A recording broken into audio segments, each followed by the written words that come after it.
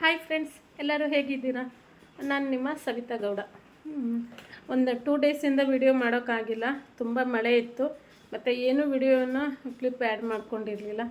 ಅದಕ್ಕೋಸ್ಕರ ವಿಡಿಯೋನೇ ಮಾಡೇ ಇರಲಿಲ್ಲ. ಏನು ಡೈಲಿ ರೂಟೀನ್ ಅಲ್ವಾ, ಅದೇ ಅಡುಗೆ, ಅದೇ ತಿಂಡಿ, ಅದೇ ಮಗನ ಓದಿಸೋದು, ಅದೇ ಆಗ್ಬಿಟ್ಟಿತ್ತು. ಅದಕ್ಕೆ ಏನು ಶೇರ್ ಮಾಡ್ಕೊಳಕ್ಕೆ ಹೋಗಿಲ್ಲ. ಇವತ್ತು ಭೀಮನ ಅಮಾವಾಸ್ಯೆ ಇದೆ.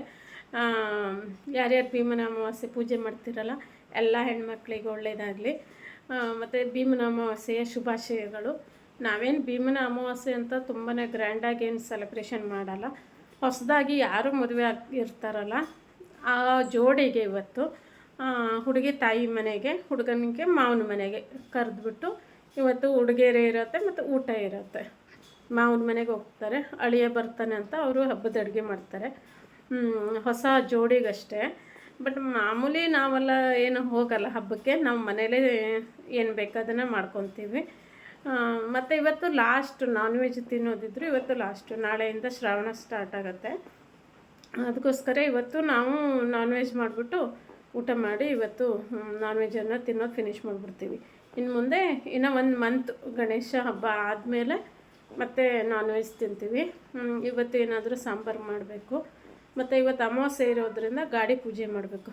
ಪ್ರತಿ ಅಮಾವಾಸ್ಯೆಗೂ ತಿಂಗಳಿಗೂ ನಾವು ಕಾರ್ ಪೂಜೆ ಮಾಡ್ತೀವಿ. ಕಾರ್ ತೊಗೊಳೋದ್ರಿಂದ ಪ್ರತಿ ಅಮಾವಾಸ್ಯೆಗೂ ಪೂಜೆ ಮಾಡ್ತೀವಿ. ಪೂಜೆ ಮಾಡಿಬಿಟ್ಟು ನೆಕ್ಸ್ಟು ಅಡುಗೆ ಮಾಡ್ಕೋಬೇಕು. ಅಡುಗೆಗೆ ಏನಾದರೂ ನಾನ್ ವೆಜ್ಜು ತೊಗೊಬರ್ಬೇಕು. ನಮ್ಮ ಮನೆಯವರು ಹೋಗಿ ತೊಗೊಬರ್ತಾರೆ. ಮಗ ಸ್ಕೂಲಿಗೆ ಹೋಗಿದ್ದಾನೆ. ಬನ್ನಿ ಗಾಡಿ ಕಾರ್ ಪೂಜೆ ಹೇಗೆ ಮಾಡಿದ್ವಿ ಅಂತ ನೋಡ್ಬರೋಣ. ನಾವಿಲ್ಲಿ ಪೂಜೆಗೆ ಕೆಳಗೆ ಹೋಗಬೇಕು. ಕಾರು ಇರೋದ್ರಿಂದ ಹೂವು, ಹಣ್ಣು, ನೀರು, ತುಳಸಿ, ಲಿಂಬು ಕಟ್ಟಲಿಕ್ಕೆ ಕಾರು, ಮತ್ತು ಸ್ವಲ್ಪ ದ್ರಾಕ್ಷಿ, ಒಣ ದ್ರಾಕ್ಷಿ, ಮತ್ತು ಇಲ್ಲಿ ಪೂಜೆ ಸಾಮಾನು, ಕರ್ಪೂರ, ನೆನೆ, ಕಡ್ಡಿ, ಅಗರಬತ್ತಿ, ಅರಿಶಿನ, ಕುಂಕುಮ. ಯಾಕೆಲ್ಲ ಈ ಥರ ಬಿಡ್ಬಿಡಿ ಯಾಕೆ ತೊಗೊಂಡು ಹೋಗ್ತೀನಿ ಅಂದರೆ ಅಲ್ಲಿ ಮಳೆ ಇದೆ, ಫುಲ್ಲು ಗಾಳಿ ಮಳೆ ಬಂತು ಅಂದರೆ ಎಲ್ಲ ಒದ್ದೆ ಆಗಿಬಿಡುತ್ತೆ ಪ್ಯಾಕೆಟೆಲ್ಲ. ಅದಕ್ಕೋಸ್ಕರ ಇದೇ ಥರ ಸಪ್ರೇಟ್ ತೊಗೊಂಡು ಹೋಗ್ತಾಯಿದ್ದೀನಿ.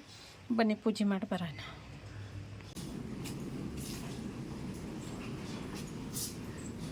ಪೂಜೆ ಮಾಡ್ಬರೋಣ ಅಂತ ಹೋಗ್ತಾಯಿದ್ವಿ. ಬಟ್ ಮಳೆ ಬರ್ತಾಯಿದೆ, ಎಷ್ಟಿದಾಗುತ್ತೋ ಗೊತ್ತಿಲ್ಲ. ದೀಪ ಎಲ್ಲ ಆರೋಗುತ್ತೆ ಪೂಜೆ ಮಾಡುವಾಗ, ಅದು ಬೇಜಾರು.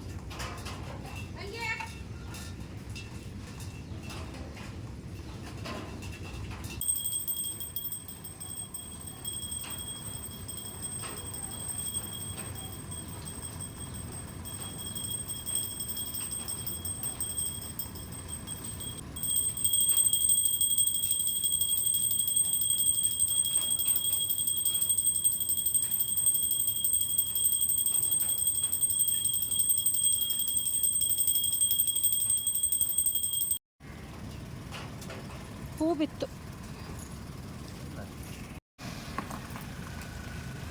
ಆಯಿತು, ಸರಿ ಆಯಿತು.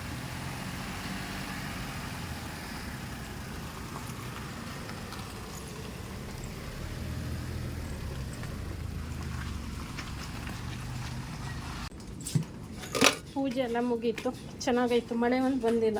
ಮಳೆ ಬಂದುಬಿಟ್ರೆ ಮತ್ತೆ ತುಂಬ ಕಷ್ಟ ಆಗಿತ್ತು. ಲಾಸ್ಟ್ ಟೈಮ್ ಹಾಗೆ ಆಯಿತು, ಮಳೆ ಬಂತು, ದೀಪ ಎಲ್ಲ ಆರೋಯ್ತು. ಬಟ್ ಇವತ್ತು ಪೂಜೆ ಆಗಿ ಅವತ್ತು ತನಕ ದೀಪ ಹಿಂಗೆ ಇದೆ. ಇದೇ ದೀಪ ತಗೊಂಡೋಗಿ ದೇವ್ರ ಮನೆ ಹತ್ರ ಇಟ್ಬಿಡ್ತೀನಿ. ಈ ಥರ ಆದರೂ ನಮಗೂ ಒಂಥರ ಮನಸ್ಸಿಗೆ ನೆಮ್ಮದಿ ಇರುತ್ತೆ. ಇಲ್ಲಾಂದರೆ ಹಾರೋಗ್ಬಿಡ್ತಲ್ಲ ಅಂತ ಬೇಜಾರು. ಪೂಜೆ ಮುಗಿಸಿ ಬಂದರೆ ಇವಾಗ ಅಡುಗೆ ಏನಂತ ಮಾಡ್ಕೋಬೇಕು. ಇಲ್ಲಿ ನಾನು 1 kg ಮಟನ್ ತೊಗೊಬಂದಿದ್ರು ನಮ್ಮ ಮನೆಯವರು. ಈಗ ಇದಕ್ಕೆ ನೀಟಾಗಿ ವಾಶ್ ಮಾಡಿಟ್ಕೋಬೇಕು. ಎಲ್ಲದನ್ನು ಬಿಡಿಸಿ ಒಂದು ಅಂತ ನೀಟಾಗಿ ಚೊಕ್ಕ ನೀರಲ್ಲಿ ವಾಶ್ ಮಾಡಿಟ್ಕೋಬೇಕು. ಆಮೇಲೆ ಉಪ್ಪು, ಸ್ವಲ್ಪ ಅರಿಶಿನ. ಉಪ್ಪು ಸ್ವಲ್ಪ ಕಡಿಮೆನೇ ಹಾಕಬೇಕು. ಅದನ್ನು ನೀಟಾಗಿ ಮಿಕ್ಸ್ ಮಾಡಬೇಕು. ಚೆನ್ನಾಗಿ ಮಿಕ್ಸ್ ಮಾಡಿದ್ರಷ್ಟೇ ಉಪ್ಪೆಲ್ಲ ಅಂಟ್ಕೊಳ್ಳೋಕ್ಕೆ ಸಾಧ್ಯ. ಇಲ್ಲ ಅಂದರೆ ಸಪ್ಪೆ ಅನಿಸುತ್ತೆ ಪೀಸು. ಉಪ್ಪು ಅರಿಶಿನ 2 ಹಾಕಲೇಬೇಕು. ನಾನ್ ವೆಜ್ ಅಂದಾಗ ಉಪ್ಪು ಅರಿಶಿನ ಅದು ಹಾಕಿ ಮಿಕ್ಸ್ ಮಾಡಿಟ್ರೆ ಅದು ಒಂಥರ ತಿನ್ನೋಕ್ಕೆ ಚೆನ್ನಾಗಿರೋದು.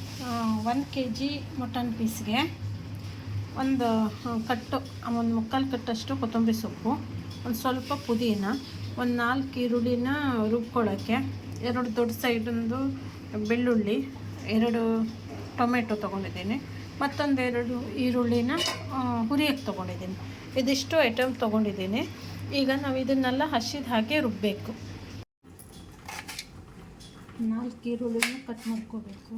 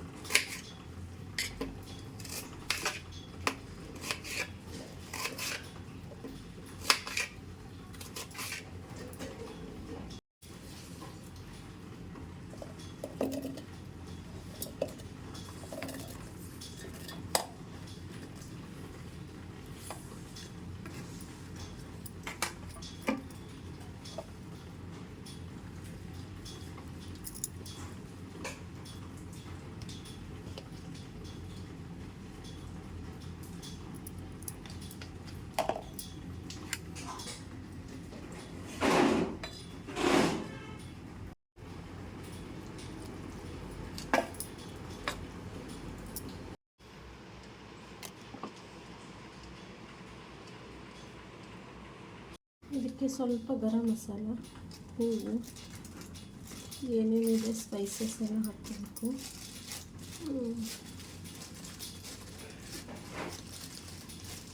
ಸ್ವಲ್ಪ ಗಸಗಸೆ, ಒಂದು ಅರ್ಧ ಚಮಚದಷ್ಟು ಗಸಗಸೆ, ಚಕ್ಕೆ, ಒಂದು 2ರಿಂದ 3 ಲವಂಗ, ಇಷ್ಟು ಹಾಕ್ಕೊಂಡು ರುಬ್ಕೋಬೇಕು. ಇಷ್ಟು ಹಾಕ್ಕೊಂಡು ಸ್ವಲ್ಪ ಗರಂ ಮಸಾಲ,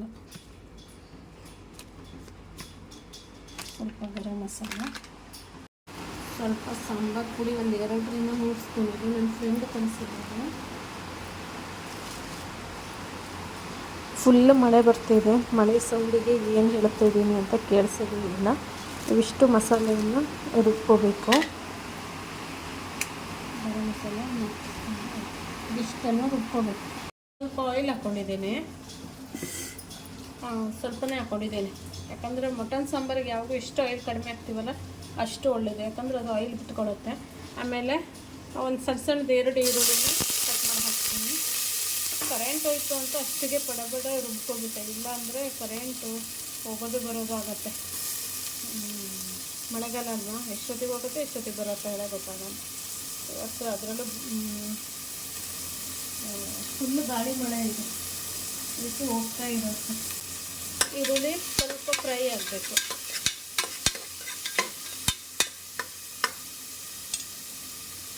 ಮಸಾಲೆಗೆ ಮತ್ತು ಒಂದು ಟೊಮೆಟೊ ಹಾಕಿ ರುಬ್ಬಿಟ್ಕೊಂಡಿದ್ದೀನಿ. ಆವಾಗ ಟೊಮೆಟೊ ನಿಮ್ಗೆ ಹಾಕೋದು ತುಪ್ಪಾಗೈತೆ. ಅಂತ 2 ಹಸಿಮೆಣಸಿನ್ಕಾಯಿ ಕಟ್ ಮಾಡಿ ಹಾಕಿದ್ದೀನಿ.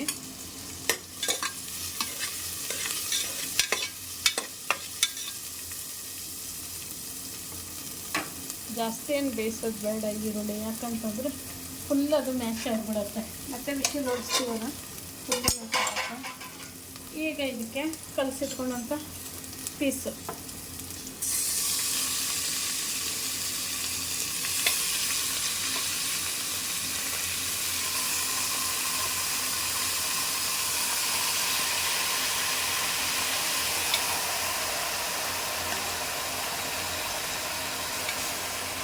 ಫಸ್ಟು ಪೀಸ್ ಹಾಕ್ಕೊಂಡಿದ್ದೀನಿ ಅದಕ್ಕೆ. ಸರಿ ಮಿಕ್ಸ್ ಮಾಡ್ಕೋಬೇಕು.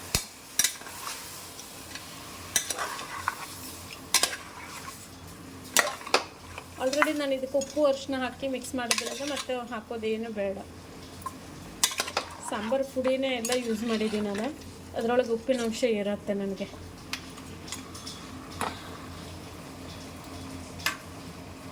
ಸ್ವಲ್ಪ ಅದು ಬಾಡ್ಕೋಬೇಕು, ಆಯಿಲೆಲ್ಲ ಬಿಡಬೇಕು. ಅದು ಚೂರು ಹುರಿಯೇನೆ ಸರಿ ಮಾಡಿ ಇದು ಒಂದು 5 ನಿಮಿಷನಾದರೂ ಓಪನಲ್ಲೇ ನಾವು ಹಾಗೆ ಬೇಯಿಸ್ಕೋಬೇಕು. ಓಪನಲ್ಲಿ ವಿಶಿಲ್ ಹಾಕಬಾರ್ದು.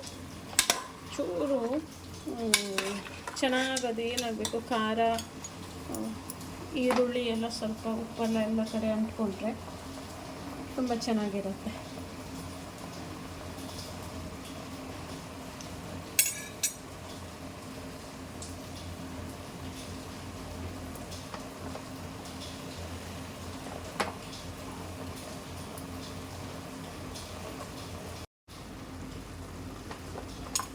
ಇವಾಗ ಸ್ವಲ್ಪ ನೀರು ಬಿಟ್ಕೊಂಡಿದೆ, ನೋಡಿ ಈಗ ವಿಶಿಲ್ ಹೊಡಿಸ್ಬೇಕು.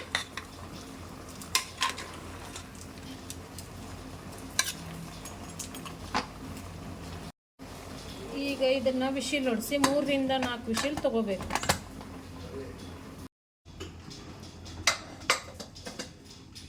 ಬೆಂದಿದೆ. ಈಗ ಬಿಸಿ ಇದೆಯಲ್ಲ, ಸರಿಯಾಗಿ ಕಾಣಿಸ್ತಾ ಇಲ್ಲ ಅದು. ಇದನ್ನೀಗ ಇನ್ನೊಂದು ಪಾತ್ರೆಗೆ ಹಾಕ್ಕೊಳ್ತೀನಿ.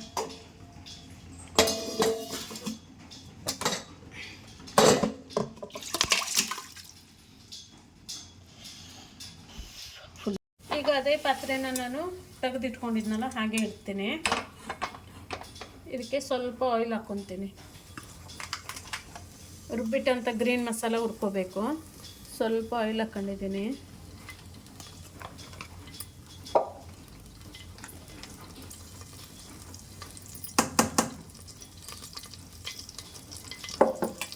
ಇವಾಗ ಇದಕ್ಕೆ ಸ್ವಲ್ಪ ಅಚ್ಕಾರದ ಪುಡಿ ಹಾಕ್ತೀನಿ. ಸ್ವಲ್ಪ ಹಾಕ್ತೀನಿ. ಸ್ವಲ್ಪ ಹಳದಿ ಪುಡಿ. ಈ ಥರ ಮಾಡಿದ್ರೆ ಖಾರ ಚೆನ್ನಾಗಿ ಹಸಿ ಸ್ಮೆಲ್ ಬರಲ್ಲ ಅಂತ. ಸ್ವಲ್ಪ ಅರಿಶಿನ, ಬೇಕಾದರೆ ಒಂದು ಸ್ವಲ್ಪ ಉಪ್ಪು ಹಾಕಿ. ಸ್ವಲ್ಪ ಉಪ್ಪು ಹಾಕಿದೆ.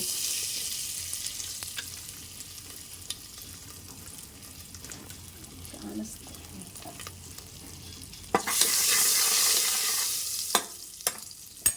ಈಗ ರುಬ್ಬಿಟ್ಕೊಂಡಂಥ ಗ್ರೀನ್ ಮಸಾಲ.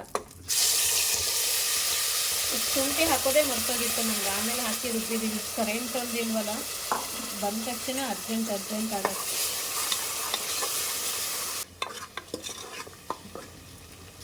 ಚೆನ್ನಾಗಿ ಅದು ಆಯಿಲ್ ಬಿಡೋ ತನಕ ಮಿಕ್ಸ್ ಮಾಡಿ ಹುರ್ಕೋಬೇಕು. ಸ್ವಲ್ಪ ಸುತ್ತಲೂ ಆಯಿಲ್ ಬಿಟ್ಕೊಂಡಿದೆ ನೋಡಿ, ಹೊಗೆ ಕಾಣಿಸ್ತಾನೆ ಇಲ್ಲ, ಫುಲ್ ಹೊಗೆ ಬರ್ತಾ ಇದೆಯಲ್ಲ. ಈಗ ಇದಕ್ಕೆ ನಾವು ಆಲ್ರೆಡಿ ಬೇಯಿಸಿ ತೆಗೆದಿಟ್ಕೊಂಡಿದ್ವಲ್ಲ ಪೀಸಸ್, ಇದನ್ನು ಹಾಕೋಬೇಕು.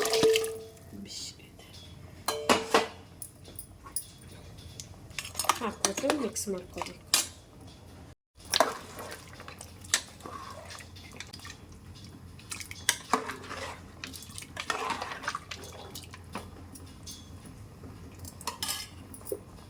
ಇವಾಗ ರುಬ್ಬಿಟ್ಟಂಥ ಮಸಾಲ, ಇದಕ್ಕೆ ಒಂದು ಟೊಮೆಟೊ ಹಾಕ್ಕೊಂಡಿದ್ದೀನಿ ನಾನು. ಚಿಕ್ಕದು ಟೊಮೆಟೊ ಹಾಕಿ ರುಬ್ಕೊಂಡಿದ್ದೀನಿ. ಅದು ಸ್ಕಿಪ್ ಆಗಿದೆ, ಯಾಕಂದರೆ ಕರೆಂಟು ಮೇನಾಗಿ ಮಳೆಗಾಲದಲ್ಲಿ.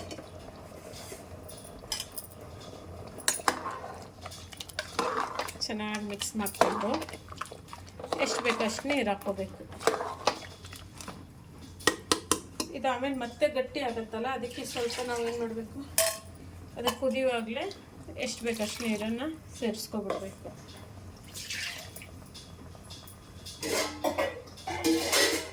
ಮತ್ತೆ ಗಟ್ಟಿ ಆಗತ್ತೆ. ಅದು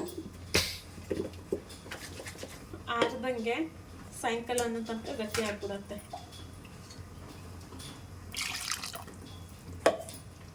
ಮತ್ತೆ ನೀರು ಹಾಕ್ಕೊಳ್ಳಿ. ಇಷ್ಟಾಗಿದೆ ನೋಡಿ. ಇನ್ನು ಸ್ವಲ್ಪ ಬೇಕಾದರೆ ನೀರು ಹಾಕ್ಕೊಳ್ಳಿ.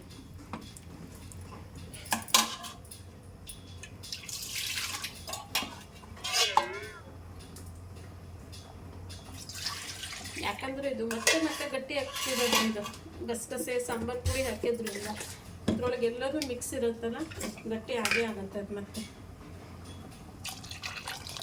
ಸಾಕು. ಇವಾಗ ಮತ್ತೆ ಉಪ್ಪು ನೋಡ್ಕೊಬಿಡಿ. ಈಗ ಸಾಕು.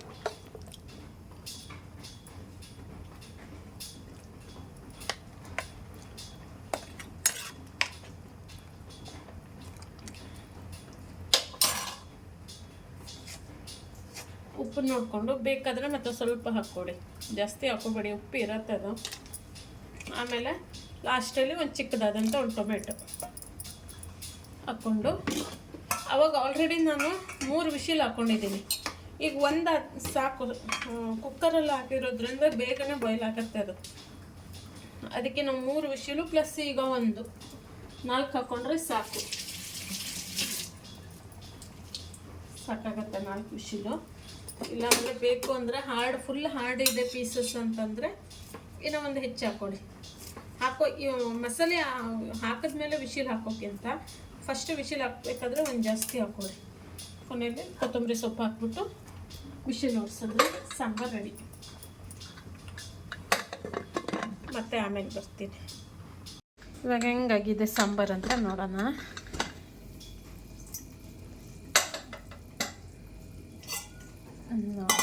ಹೆಂಗೆ ಕುದೀತಾ ಇದೆ ನೋಡಿ. ಕೆಳಗಿಟ್ಟಿದ್ದೀನಿ ನಾನು, ಇದು ಗ್ಯಾಸಲ್ಲಿ ಇಟ್ಟಿಲ್ಲ, ಕುದಿತಾನೆ ಇದೆ.